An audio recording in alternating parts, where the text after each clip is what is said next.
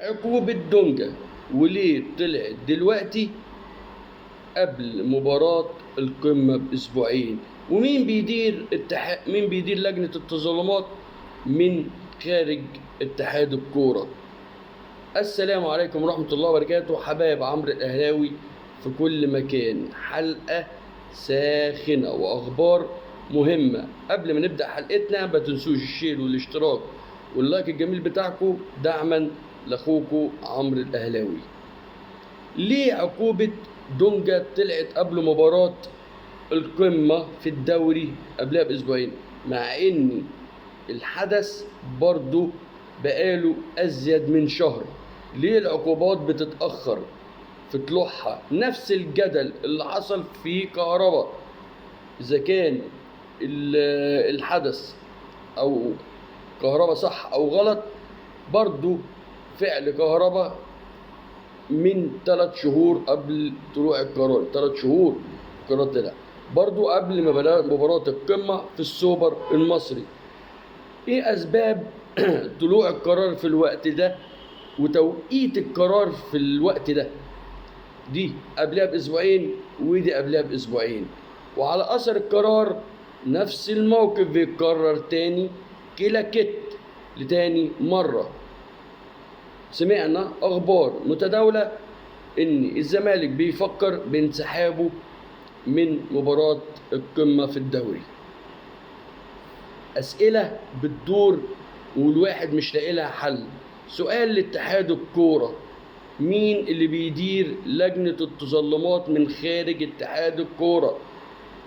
الموضوع في ان الموضوع مش مظبوط ان تخرج قرارات قبل ماتش القمة. طب ما كنت صبرت بعد ماتش القمة، نفس اللي قلته على موضوع كهرباء. كنت صبرت بعد مباراة السوبر وطلعت القرار، والقرار نفس الطريقة اتسرب موضوع دونجا زي ما اتسرب موضوع كهرباء في الإعلام قبل طلوعه رسمي من لجنة التظلمات واتحاد الكورة. ليه بقى؟ ايه أسبابه؟ عايز رد من اتحاد الكورة عشان الواحد ما بقاش فاهم. قاصدين ان الزمالك ما يقابلش الاهلي في الوقت الحالي عشان واقع وعشان ان هيشيل كتير؟ ملهاش معنى غير كده، ملهاش معنى غير كده ان حد بيدير اتحاد الكرة من بره عشان يدي لقطة او سبب لانسحاب الزمالك او تلكيكة لانسحاب الزمالك من قدام الاهلي في الوقت الحالي عشان ما يشيلش سكور كبير الزمالك من نادي الاهلي. ده تحليل عمرو الاهلاوي مش اكتر.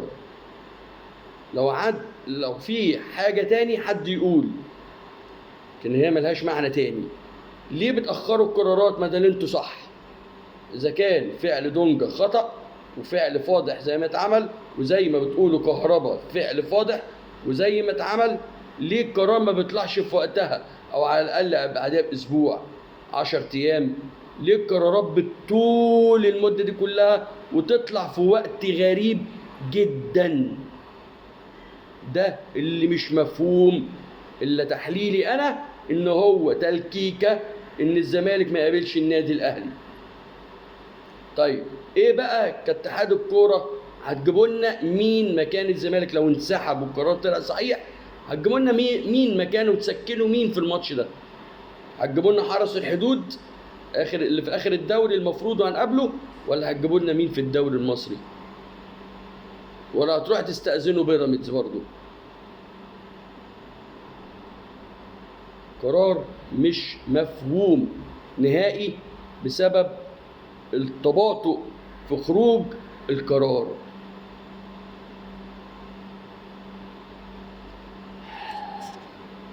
الحاجة التانية اللي عندنا، مباراة الزمالك اتحددت يوم 13/7 اللي جاي،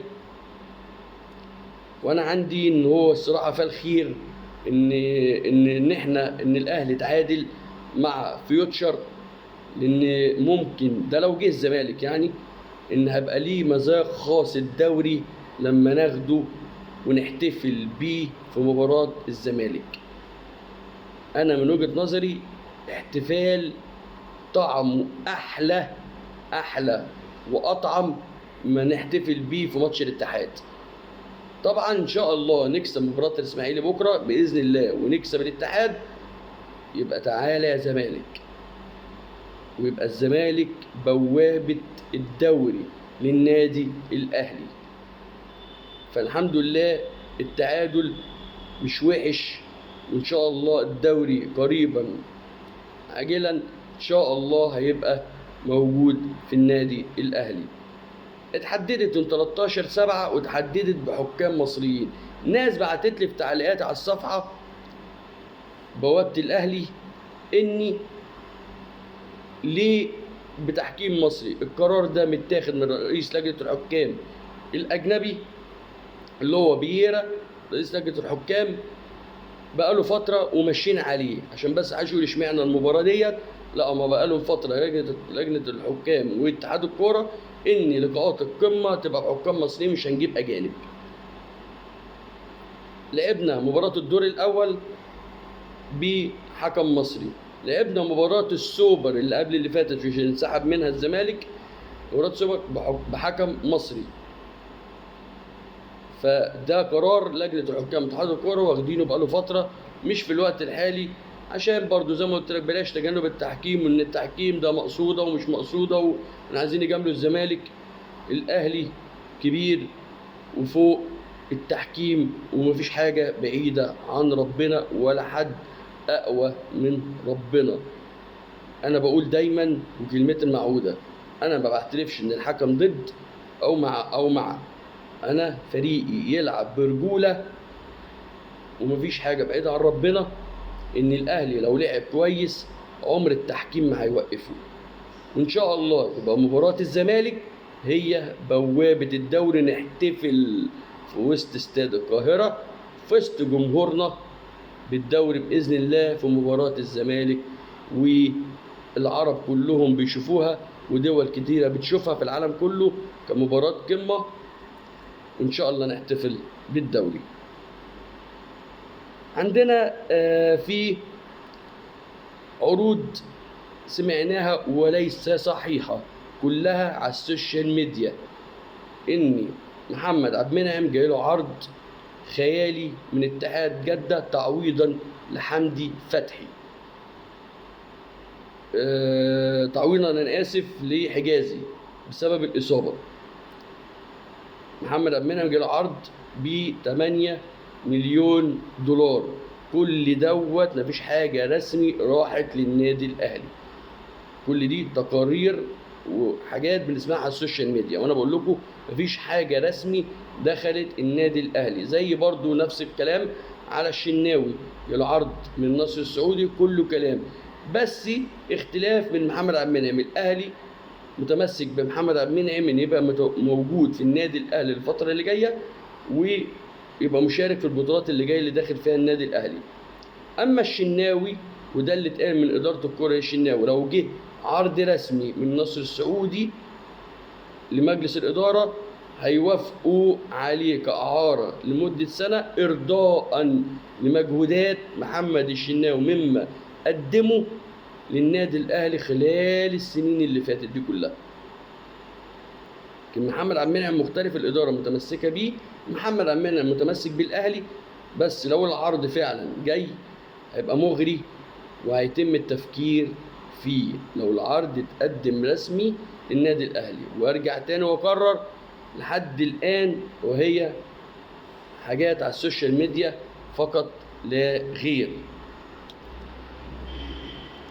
الحاجه اللي عندنا بعد كده، جماهير النادي الاهلي تهاجم بشراسة محمد شريف، وانا ليا وجهة نظر وعلى قدها. محمد شريف من وجهة نظري لعيب كواليتي كويس. محمد شريف مش مهاجم صريح يا جماعة في النادي الاهلي، وجماهيري بتفهم كورة عارفة مش مهاجم زي كهربا، بس هي مسألة توفيق وتحركات. كهربا بيعرف يتعامل ازاي يبقى مهاجم.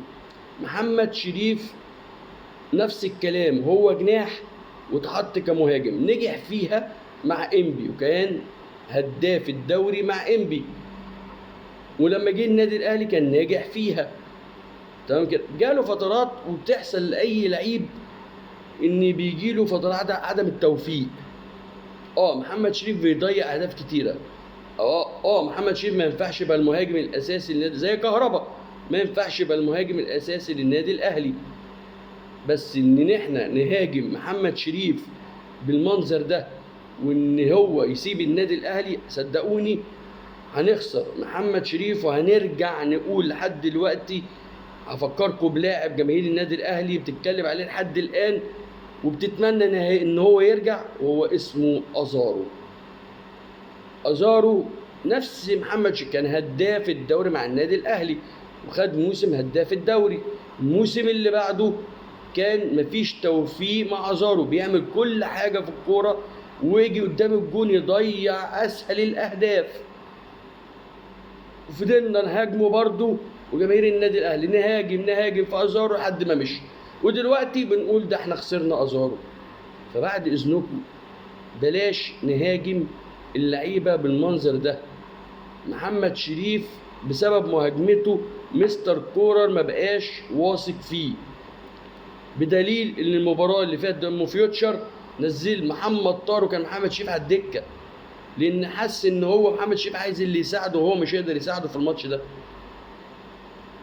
فمحمد شريف عنده عدم ثقه، فلازم جمهور النادي الاهلي تفضل في ظهره. محمد شريف تاني ما ينفعش يبقى مهاجم الاساسي للنادي الاهلي، بس ما ينفعش برضو ان احنا نطلعه بره النادي الاهلي ونسيبه، لان هو جناح وفي وقت الزنقه بنلاقيه.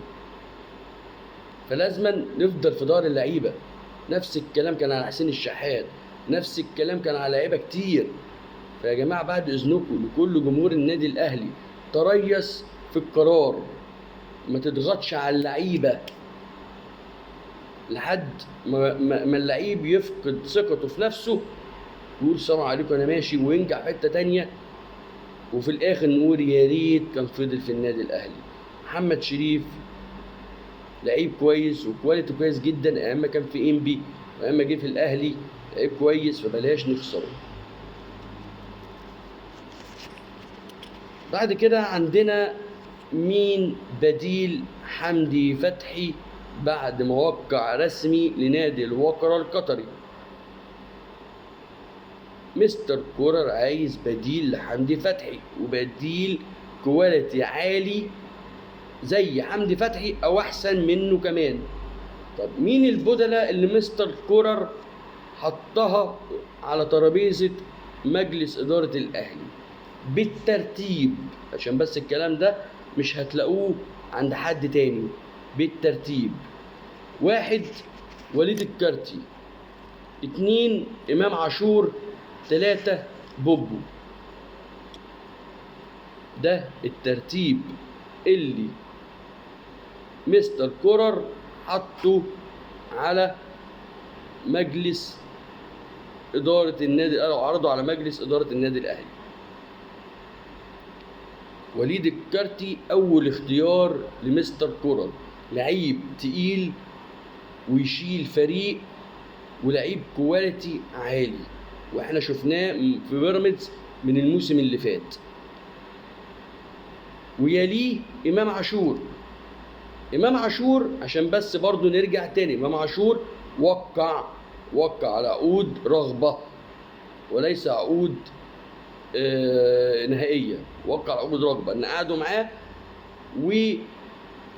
اتكلموا معاه وامام عاشور عايز يلعب في النادي الاهلي، ما عندوش اي مشكله خالص، وهو هدفه الاول النادي الاهلي ومش عايز يسافر بره تاني. وفريق الدنمارك بتاعه هو ما راحلوش لحد دلوقتي في مشاكل معاه، وفريق الدنمارك عايز يبيعه، بس انت عارفين المبلغ طبعا هو دافع فيه 3 مليون دولار. دي اول عقبه موجوده عند النادي الاهلي. العقبه الثانيه في امام عاشور وهو الجمهور اللي شفناه في مباراه فيوتشر بعد الرساله اللي وصلها لمجلس الاداره، مش عايزين امام عاشور، مش عايزين امام عاشور. فده اختيار تاني وممكن يبقى تالت بسبب الجمهور. كان مستر كولر عاجبه امام عاشور، وكان خيار اولاني يبقى امام عاشور موجود عن الكارتي ان هو لعيب مصري مش هياخد مكان اجنبي. النادي الاهلي كان عارض ان ياخدوا اعاره بنيه البيع عشان المبلغ الكبير، ولحد دلوقتي بيتفاوض مع النادي الدنماركي عشان يوصلوا لحل وسط وان ياخدوه بسعر كويس. فامام عاشور كورقه ان هو لاعب مصري مش هياخد مكان اجنبي، لان مستر كولر عايز متكلم على كذا مركز اجنبي، منهم مدافع من ان خايف ان محمد عبد المنعم يمشي بسبب العروض الكتيره اللي عماله تيجي لمحمد عبد المنعم. وتعارض على مستر كولر بدر بنون، وكان معجب ببدر بنون، وكلم الاداره ان يجي بدر بنون، بس طبعا الاداره عرفته سبب مشيان بدر بنون اللي الجماهير كلها عارفاها، مش عايزين نتكلم فيها عشان ما نطولش عليكم. سبب مشيان بدر بنون فرحله، بس هو معجب بيه ونفسه بدر بنون يبقى موجود في دفاع النادي الاهلي الموسم اللي جاي. وبوبو طبعا عارفين ان بيراميدز في مشاكل مع الاهلي في تبادل اللعيبه. وليد الكارتي اتقعد معاه مين مسؤولين في نادي الاهلي، ووليد الكارتي ادى رغبه ان عايز يلعب في الاهلي، واتفقوا معاه على كل الماديات والفلوس وكل حاجه. كان مع وليد الكارتي القصه كلها مع اداره بيراميدز اللي هي لحد دلوقتي متعنته وعندها مع النادي الاهلي. فعشان كده الاهلي بيخش مع كذا تفاوض مع كذا لعيب. نادي الاهلي مخلص مع فيوتشر في بوبو، نادي الاهلي مخلص مع بوبو نفس اللعيب برضو مع فيوتشر بنسبه تتراوح 90% خلصان، بس الخيار الاول عند مستر كولر هو وليد الكارتي. فلحد دلوقتي ان الاهلي بيتفاوض مع بيراميدز ان ياخدوا وليد الكارتي. فطبعا احنا عارفين مشكله بيراميدز مع الاهلي، مش عايز يديله لعيبه، فلسه المفاوضات مشغوله. عشان كده برضو امام عاشور متواجد لحد الان في التفاوض. فدول الثلاثه اللي بدايل حمدي فتحي اللي حطهم مستر كولر. يا رب تكون الحلقه عجبتكم، واشوفكم في حلقه جديده مع عمرو الاهلاوي.